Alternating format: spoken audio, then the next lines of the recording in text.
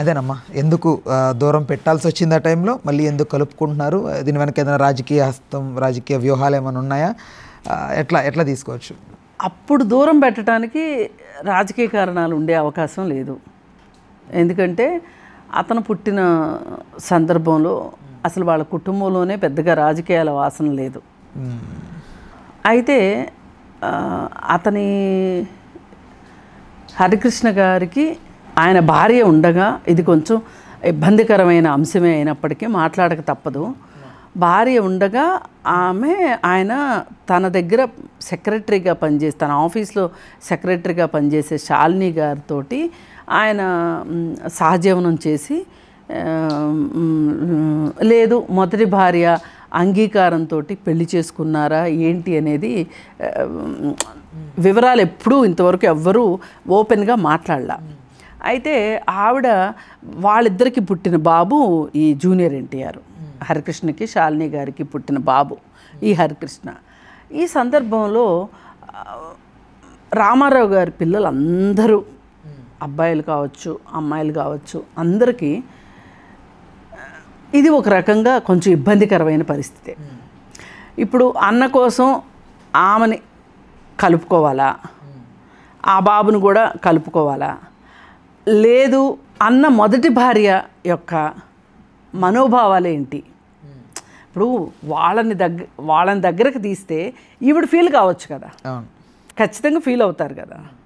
మరి ఈవిడ మనోభావాలు ఏంటి? మనకి అగ్నిసాక్షిగా మనందరి ముందు పెళ్ళైన అన్న భార్య ఎవరైతే ఉన్నారో, ఆవిడెవరమ్మా అసలు ఫస్ట్ భార్య? ఆవిడ గురించి కొంచెం ఐడియా ఉంటే చెప్పగలుగుతారా? పెద్ద చెప్పేది ఏముంటుందండి, అందరిలాగానే ఇంట్లో సంబంధం చూశారు, ఎన్టీఆర్ చూశారో లేకపోతే ఎన్టీఆర్ భార్య చూశారో. ఎన్టీఆర్కి ఒక బ్రదర్ ఉండేవాళ్ళు, ఆయన చాలా పంచప్రాణాల కింద ఉండేవాళ్ళు. ఆయన ఎక్కువ ఫ్యామిలీ వ్యవహారాలన్నీ ఎన్టీఆర్ గారి డబ్బుల విషయాలు కావచ్చు అవన్నీ త్రివిక్రమరావు గారని చాలా గొప్ప మనిషి, ఆయన చూసేవాళ్ళు మొత్తం వ్యవహారాలు. ఎట్లా అంటే అన్న వదిన అంటే ఆయనకి పంచప్రాణాలు, వాళ్ళ కోసం ప్రాణం ఇచ్చేంత ప్రేమ ఉంది. అన్న తమ్ముడా? రామారావు గారు తమ్ముడు. బట్ ఆయన ఎందుకు రాలేకపోయాడు ఫిల్మ్స్లోకి? ఎందుకు? ఆయన నిర్మాతగా బోలెడు సినిమాలు చేశారు. అదే వాళ్ళ అబ్బాయి యాక్టింగ్ పరంగా అందరూ ఎందుకు యాక్టింగ్ చేస్తారు? అంటే ఇప్పుడు మెగా ఫ్యామిలీ ఉంది, మోస్ట్లీ అందరూ. అప్పట్లో ఎలా ఉండేదంటే, ఇప్పుడు శివాజీ గణేషన్ గారు ఉన్నారు, ఆయనకు ఒక బ్రదర్ ఉన్నారు, చాలా నిస్వార్థంగా మొత్తం మేనేజర్ లాగా చూసేవాళ్ళు శివాజీ గణేషన్ గారికి. ఎంతలాగా అంటే అసలు శివాజీ గణేషన్ గారికి ఏమీ తెలియదు, ఆయనకి ఎంత రెమ్యూనరేషన్ వస్తుంది, ఏం చేస్తున్నారు ఏంటి అనేది ఏమీ తెలియదు. తెలియకపోతే ఆయన అన్నీ మేనేజ్ చేసి చాలా జాగ్రత్తగా పెట్టారు. అయితే ఒకానొక సందర్భం వచ్చేసరికి శివాజీ గణేషన్ గారికి ఏమనిపించిందంటే, అప్పటికి సినిమాలో చుట్టుపక్కల వాళ్ళకి జరిగిన మోసాలు అవన్నీ ఆయనకు అర్థమైనాయి. ఇప్పుడు సావిత్రి గారు ఉన్నారు, సావిత్రి గారు ఎలా నష్టపోయారు? ఆమె ఏం పనిచేయకి నష్టపోయారా? ఆమెకి అయిన వాళ్ళే ద్రోహం చేస్తే నష్టపోయారు. మరి అలాంటప్పుడు నా మనిషి నాకు ఇంత చేశాడు కదా అని చెప్పి ఆయన ఆస్తిలో చాలా భాగం ఇచ్చాడు. సంపాదించింది ఆయన, కానీ మేనేజ్ చేసింది ఆయన. ఈయన ఉద్దేశం ఏంటంటే అసలు ఆ మేనేజ్ చేసే ఆయనే లేకపోతే ఇంత ఉండేది కాదు కదా అని. అలాగే ఎన్టీఆర్ కూడా అంతే, త్రివిక్రమరావు గారికి ఆయనకి. అలాగే హనుమంతరావు గారు అని చెప్పి కృష్ణ గారికి ఒక బ్రదర్ ఉండేవాళ్ళు, ఆయన అంతే, అసలు కృష్ణ గారి మీద ఏగ వాళ్ళనిచ్చేవాళ్ళు కాదు. అలాగే కృష్ణరాజు గారికి ఒక బ్రదర్ ఉండేవాళ్ళు, ఇప్పుడు ప్రభాస్ వాళ్ళ ఫాదరు. అసలు ఎవరన్నా ఏమన్నా అన్నారు అంటే ఆయన వెళ్ళి కొట్టడానికి వెళ్ళిపోయేవాడంట. అంటే అంతా వాళ్ళు వెనక ముందు నాకు కుటుంబం ఉంది, ఆ కుటుంబం ఏమైపోద్దో ఇట్లా ఆలోచించుకునేవాళ్ళు కాదు. అలా మరి ఆయన త్రివిక్రమరావు గారే చూసి పెళ్ళిళ్ళు చేసి ఉండొచ్చు. ఎందుకంటే అసలు ఒక బాలకృష్ణ పెళ్ళికి అయితే ఎన్టీఆర్ పెళ్ళికే వెళ్ళటానికి కుదరలా, వెళ్ళాల ఆయన పెళ్ళికి. ఎందుకంటే ఆయన బిజీ షెడ్యూల్స్ వల్ల వెళ్ళాల. అయితే అట్లాంటప్పుడు ఈ కార్యక్రమాలను ఎవరు చూసుకునేవాళ్ళు? త్రివిక్రమరావు గారు చూసుకునేవాళ్ళు. అలాగే బసవతారకం గారి బ్రదర్ ఒక ఆయన చూసుకునే, వీళ్ళంతా చూసుకునేవాళ్ళు. సరే ఆ ప్రాసెస్లో ఎవరో చూసుంటారు, ఒక మంచి ఫ్యామిలీ నుంచి ఒక ఆమెని, ఆవిడ కూడా చదువుకున్న ఆవిడని తీసుకుని వచ్చి పెళ్లి చేశారు. పెళ్లి చేస్తే మరి హరికృష్ణ గారి ఈ మనస్తత్వం ఆమెని బాధించకుండా ఉండి ఉంటుంది అంటే ఎవరో నమ్మరు. ఎంతైనా భార్యకి లెజిటిమేట్ వైఫ్ కదా, లెజిటిమేట్ వైఫ్కి ఆమె వైపే ప్రపంచం ఉంటుంది తప్పితే వీళ్ళ వైపు ఉండే అవకాశం తక్కువ ఉంటుంది. ఇప్పుడంటే కొంచెం కాస్త కల్చర్ పెరిగి కాస్త ఏదో ఓన్ చేసుకుంటున్నారు. కానీ అక్కడ దాకా ఎందుకు? పాత రోజుల్లో భార్య చచ్చిపోతే ఇంకొక ఆమెను పెళ్లి చేసుకున్నారనుకోండి, ఆ పెళ్లి చేసుకున్నామని మొదటి భార్య తాలూకు బంధువులు దూషించేవాళ్ళు. మా అక్క స్థానంలోకి వచ్చింది, మా చెల్లెల స్థానంలోకి వచ్చింది అని. అంటే ఇవి భావోద్వేగాల సమస్య అన్నమాట. అది తెలిసి తెలియక తప్పు చేసింది, పాతకాలపు మనస్తత్వాలతో అలా ఉండేవాళ్ళు. మరి ఆ టైంలో శాలిని గారిని పెళ్లి చేసుకున్న సందర్భంలో భార్య ఉండగా చేసుకున్నారు, ఇది ఒక రకంగా కుటుంబానికి మచ్చ అని, ఇలాంటి 100 కారణాలు ఉండొచ్చు. ఆ కారణాలతోటి ఇప్పుడు వీళ్ళు గనక ఈమెను దగ్గరకు తీశారు అనుకోండి, చుట్టూ చూసే సమాజం ఏమంటుంది? తమ్ముడు తప్పు చేశాడు, బాగానే ఉంది, అన్నో తమ్ముడు తప్పు చేశాడు, ఇంట్లో కొడుకు తప్పు చేశాడు, కొడుకు తప్పు చేస్తే వీళ్ళు ఈ భార్యకి బాధ కలిగే పని చేస్తున్నారు అని అనుకుంటారా లేదా? ఖచ్చితంగా అనుకుంటారు కదా. అలాంటి రీజన్స్ తోటి ఎన్టీఆర్ని అప్పట్లో దూరం పెట్టారు. అంటే ఆవిడ మొత్తం అంటే అక్కడ ఒక చిన్న ఏంటంటే ఆవిడ శాలిని అనే పేరు ముస్లిం పేరని, ఆవిడ ముస్లిం. అసలు ఆవిడ ముస్లిమే కాదు, ఆవిడ బ్రాహ్మిను. ఆవిడ ముస్లిమా లేకపోతే కమ్మా లేకపోతే బ్రాహ్మణ, ఇది కాదు ఇక్కడ ప్రశ్న. ఒక బంధంలో ఉండగా ఇంకొకరికి దగ్గర అవ్వడము అనేది ఆ కుటుంబంలో వాళ్ళు ఇష్టపడతారని ఎలా అనుకుంటారు? ఇష్టపడరు కదా. ఆ కారణం చేత సరే వాళ్ళని ఇప్పుడు ప్రతి ఇంట్లోనూ జరిగేవి ఇవి. ఇప్పుడు అన్నిళ్లలో జరుగుతాయని నేను అనను, కానీ ఒక 10 ఫ్యామిలీల్లో 3 ఫ్యామిలీల్లో ఖచ్చితంగా జరుగుతాయి. కనీసం ఒకటన్నా జరుగుతాయి. మరి ఇలా జరుగుతున్నప్పుడు ఏం చేస్తారు? అస్సలు ఏమాత్రము కలవకుండా ఉండేవాళ్ళు ఉంటారు. అసలు కలవరు, ఇంక వాళ్ళే వీళ్ళే, మీకు మీరే మాకు మేమే అన్నట్టు ఉంటారు. కొన్ని సందర్భాల్లో ఏంటంటే కలుస్తారు, అసలు మనిషి చనిపోయినప్పుడు లేకపోతే ఇంకొకప్పుడు ఎప్పుడో కలుస్తారు. ఇప్పుడు హరికృష్ణ గారు కొన్ని సంవత్సరాల తర్వాత మొత్తానికి ఎలా భార్యని ఇది చేశారో తెలియదు, కానీ ఆవిడ కూడా ఎన్టీఆర్ పెళ్ళికి ఆవిడ వచ్చింది. హరికృష్ణను ఆవిడ కలిసే వచ్చారు జూనియర్ ఎన్టీఆర్ పెళ్ళికి. అంటే ఇక ఆమె ఇష్టపడి వచ్చిందా, ఇష్టం లేక వచ్చిందా, ఇష్టం లేకపోయినా నటించిందా, ఇవన్నీ ఎవరి మనసులో దుర్బిణి లేసి మనం చూడలేము. ఏది ఏమైనా ఆ రోజు ఆమెకు అన్యాయం జరిగింది అనే ఉద్దేశంలో వాళ్ళు ఈ కుటుంబంతో వాళ్ళు ఎవ్వరూ కూడా సంబంధాలు పెట్టుకోలే. ఇక తర్వాత ఎన్టీఆర్ ఇన్వాల్వ్ అయిన తర్వాత ఒకసారి తీసుకొచ్చి చూపించమని చెప్పిన తర్వాత తీసుకొచ్చిన తర్వాత అప్పుడు ఆయనకి పిల్లాడు చూస్తే బాగున్నాడు, ముఖ కవళికలు బాగున్నాయి, ఇలా అతన్ని దగ్గర చేసుకోవటం జరిగింది. ఇక తర్వాత నెమ్మదిగా అప్పుడు జూనియర్ ఎన్టీఆర్ సినిమా స్టార్ట్ అవుతున్న సందర్భంలో, జూనియర్ ఎన్టీఆర్తో సినిమా స్టార్ట్ అవుతున్న సందర్భంలో ఎన్టీఆర్ ఫ్యామిలీ నుంచి, ఎన్టీఆర్ కొడుకుల ఫ్యామిలీల నుంచి దాదాపు 7-8 సినిమాలు డేట్లు వచ్చాయి. రిలీజ్ కాదు, మొదలెట్టారు. తారక రత్న అదేదో రికార్డు కూడా ఉంది. ఒకే రోజు ఎన్నో సినిమాలు ఓపెనింగ్ ముహూర్తం షాట్లు కొట్టారు. అలాగే తారకరత్న ఇప్పుడు వీళ్ళ బ్రదర్ ఉన్నాడు కదా, జూనియర్ ఎన్టీఆర్ బ్రదర్ కళ్యాణ్ రామ్ తోటి సినిమా అనుకున్నారు. ఇప్పుడు కళ్యాణ్ రామ్ వాళ్ళ బ్రదరు జానకిరామ్ అప్పటికే ఆయన వ్యాపారాల్లో సీరియస్గా ఉన్నారు, అమెరికా వెళ్ళారు కాబట్టి ఆయనకు ఆ జబ్బు అంటలేదు, కానీ ఇతనితో సినిమా అనుకున్నారు. అలాగే ఈ మధ్యకాలంలో ఒక ఆయన ఇంకొక కొడుకు ఒక అతను బయటకు వచ్చాడు. Junior NTR something, junior NTR కాదు, అతని పేరు ఇంకేదో ఉంది. అతను అప్పట్లో సినిమా చేశాడు, చైతన్య 1 or 2 పిక్చర్స్ చేశాడు. ఇట్లా ఫ్యామిలీ నుంచి మూకుమ్మడిగా ఒక రకంగా జూనియర్ ఎన్టీఆర్ స్టార్ అవ్వకూడదు అనుకున్నారు. అంటే ఎంత రైవలరీ ఉందో ఆలోచించండి దీన్ని బట్టి. అదంతా అయిపోయిన తర్వాత వీళ్ళందరూ పెద్దగా రాణించకపోయిన తర్వాత ఇంక ఏకైక హీరోగా జూనియర్ ఎన్టీఆర్ మిగిలాడు. అంతటి బరువు బాధ్యతల్ని మోయగలిగాడు. బరువు బాధ్యత ఏం కాదు కాదమ్మ, పెద్ద ఎన్టీఆర్ గారి పేరు నిలబెట్టాలంటే మరి అరే మిగతా వాళ్ళకు కూడా నిలబెట్టాలని ఉంది. నిలబెట్టారా? అదేనమ్మా, జూనియర్ కదా. కాదమ్మా, అది అతని స్కిల్ అంతే. మరి సమూర్జిగా అంత కష్టపడి మరి బరువు బాధ్యత మోసారని అనొద్దు. బరువు బాధ్యత మోయటానికి గాడిద కూడా మోస్తుంది బరువు. ఏం మోస్తుందో తెలుసా గాడిదకి? గంధపు చెక్కలేసింది తెలియదు, దానికి ఏమేసింది తెలీదు. ఇప్పుడు ఎన్టీఆర్ పేరు నిలబెట్టడం కోసమే జూనియర్ ఎన్టీఆర్ యాక్షన్ చేశాడు అంటే అది పొరపాటు. జూనియర్ ఎన్టీఆర్కి యాక్షన్ చెయ్యాలని ఉంది, అతనికి ఆ స్కిల్ ఉంది, చేశాడు, కష్టపడ్డాడు.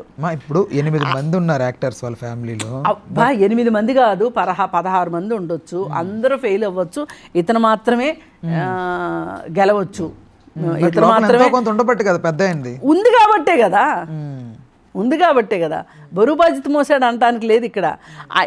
ఇప్పుడు జూనియర్ ఎన్టీఆర్ ఇంత సినిమాలో రాణిస్తున్నాడు. ఇవాళ ఇంత తను దాదాపు 1500 కోట్ల టార్గెట్కి రీచ్ కావాలి అని అతను ఒక పెద్ద ఎయిమ్ పెట్టుకున్నాడు అంటే అది ఎన్టీఆర్ కోసం అంటే మటుకు నేను ఒప్పుకోను. ఎందుకంటే అతనేంటో నిరూపించుకోవాలని ఉంది. తాతగారి మీద గౌరవం ఉండొచ్చు, అది వేరే విషయం. గౌరవం ఉన్నా కానీ ఆ గౌరవం చూపించలేకపోయాడు అని నాలాంటి వాళ్ళు చాలామంది విమర్శించారు. అది వాస్తవం కూడా. జూనియర్ ఎన్టీఆర్ పేరు సీనియర్ ఎన్టీఆర్ హాస్పిటల్ పేరు మార్చినప్పుడు కానీ ఇట్లాంటి సందర్భాల్లో అతను మాట్లాడలేదు. ఈ రోజుల్లో సీనియర్ యాక్టర్స్ తాలూకు పేరు ప్రఖ్యాతల్ని నిలబెట్టి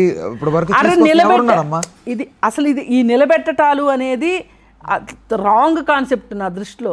నిలబెట్టటాలు ఏమి ఉండవు. ఏం లెగసీలు మీకేనా లెగసీ? ఏంది లెగసీ అంటే ఏంటి నాకు అర్థం కాదు. ఇతని దగ్గర ప్రతిభ ఉంది, ఇతను పైకి వచ్చాడు, కష్టపడ్డాడు. ప్రతిభ ఒక్కటే కాదు, మొదట్లో లోపాలు ఉన్నప్పటికీ కూడా వాటిని సరి చేసుకుంటూ ముందుకు వచ్చాడు, నిలబడ్డాడు. అతన్ని ప్రూవ్ చేసుకున్నాడు. అంతేగాని ఎన్టీఆర్ కోసం ప్రూవ్ చేసుకోవాలి, అది నేను చెప్పేది. హరికృష్ణ కోసం ప్రూవ్ చేసుకోవాలి. ఇప్పుడు నాకు ఉంటుంది ప్రూవ్ చేసుకోవాలి అని, ప్రూవ్ అవుతామా?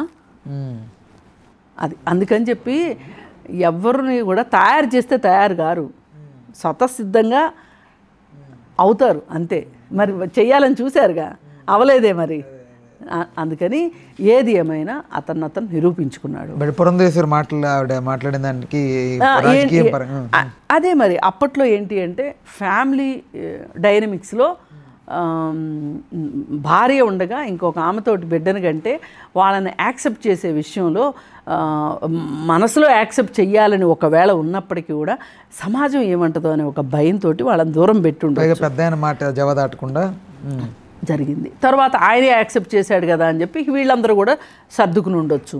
కానీ అతని పైన మటుకు వీళ్ళు చేయాల్సింది వీళ్ళు చేశారు. అన్ని సినిమాలు వాళ్ళందరినీ పెట్టి సినిమాలు తీసి అయిపోయిన తర్వాత ఇంక ఇతనే మిగిలాడు మాస్టర్ పీసు. ఈ మాస్టర్ పీస్ని మళ్ళీ అతని పెళ్ళికి అందరూ వెళ్ళారు. కుటుంబం వెళ్ళింది అతని పెళ్ళికి, వెళ్ళని వాళ్ళు లేరు. బాలకృష్ణ కూడా బాగానే.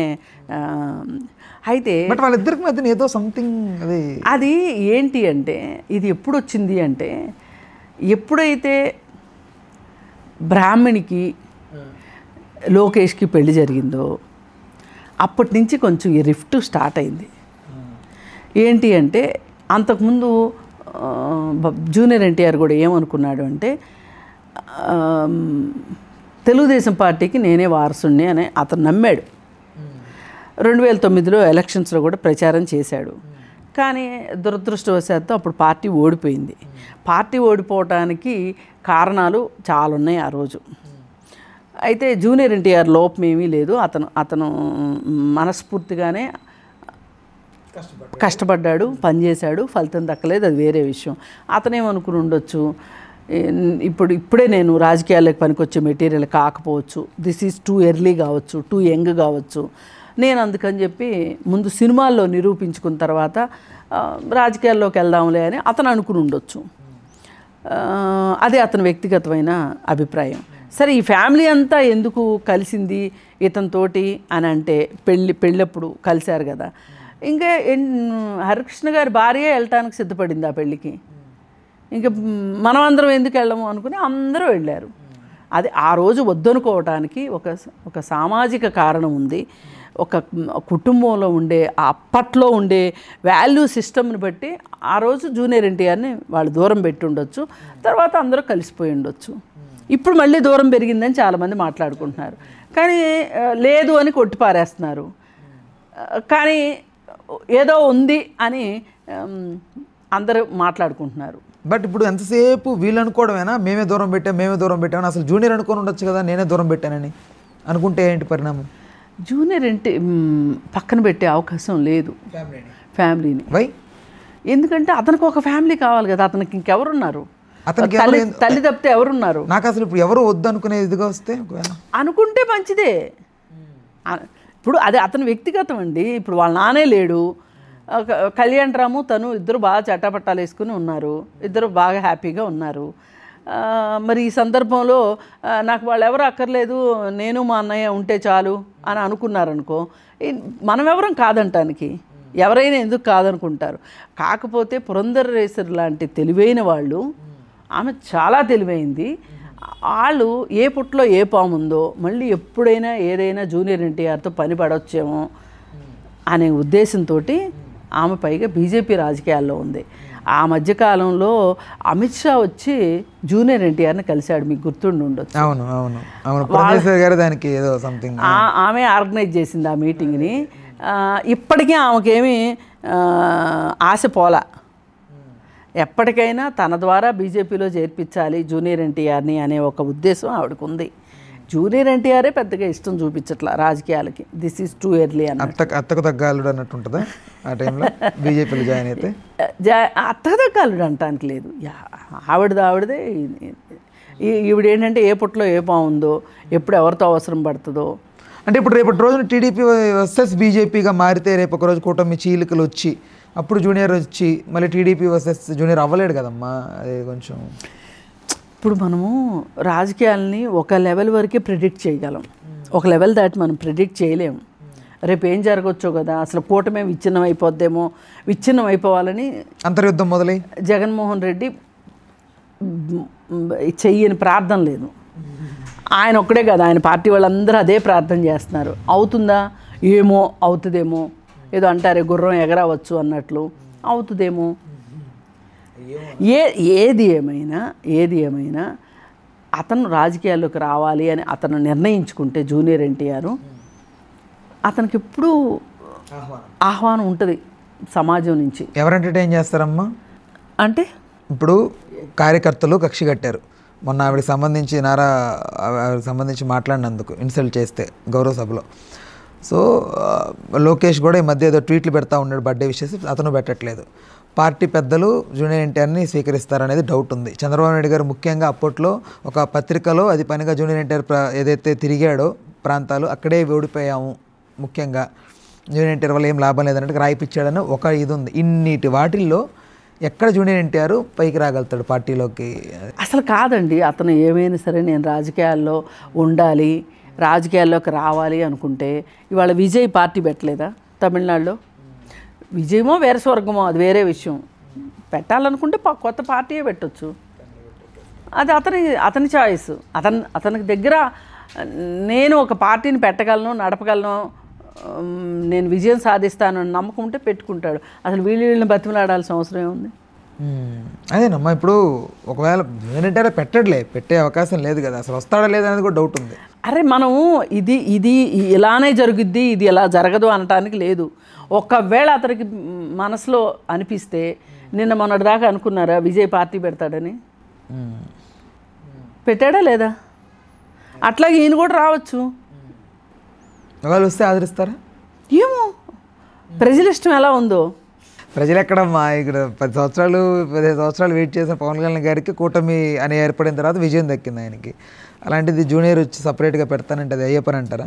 రాజకీయాలు అంత ఈజీ కాదండి. అని అనుకునే వాళ్ళకి ఈజీ అనుకునే వాళ్ళకా గర్వభంగం తప్పదు.